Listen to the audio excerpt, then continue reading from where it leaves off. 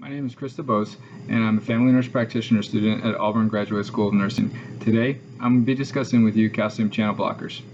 Calcium channel blockers can be classified as an antihypertensive, anti-anginal, or an antiarrhythmic.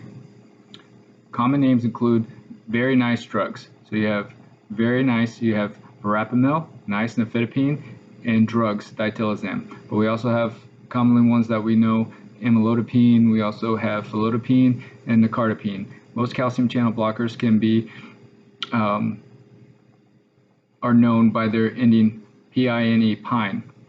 That's how you can distinguish them. Their mechanism of action is that calcium channel blockers are drugs that block calcium access to muscle cells of the heart and arteries. Their therapeutic effect are arterial dilatation, which reduces the contractility and conductivity of the heart, reducing the afterload, thus leading to lower heart rate and lower blood pressure. The pharmacodynamics of calcium channel blockers are that they work by blocking the voltage-dependent calcium channels. Since these channels are concentrated in the SA and the AV node, then this drug class helps decreasing the conduction through the AV node and inhibits the inward movement of calcium and decreases contractility, automaticity, and the AV conduction of the heart. The pharmacokinetics of these drugs are they absorbed orally, are they taken orally, they're rapidly absorbed, their distribution is throughout most of the body's tissues, including crossing the placenta. It's unknown whether it crosses the blood-brain barrier. They're metabolized in the liver, and they're excreted in the urine and the feces.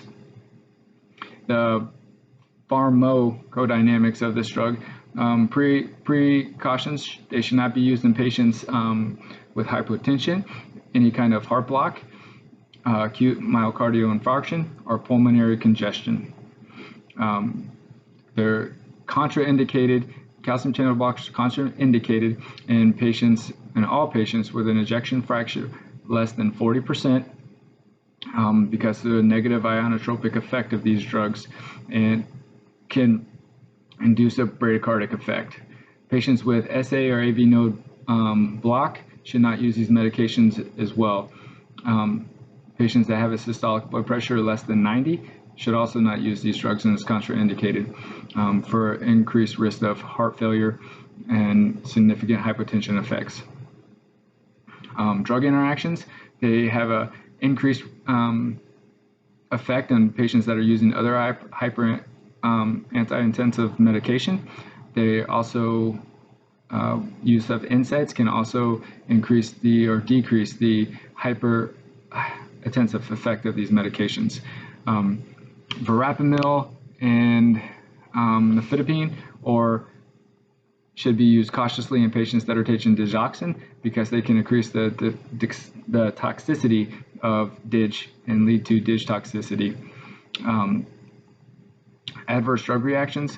These medications can cause hypotension, bradycardia, constipation, peripheral edema, sleepiness. These medications are referred to as the I don't care drugs, because when people take them, they really don't care, because that's how they feel, is they feel lousy. So just keep that in mind.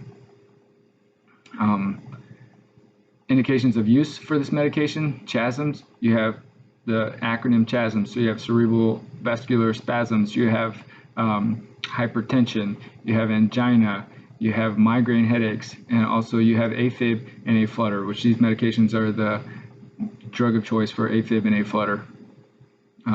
Rational drug selection is based on what you're trying to treat, whether it's hypertension versus irregular heart rate.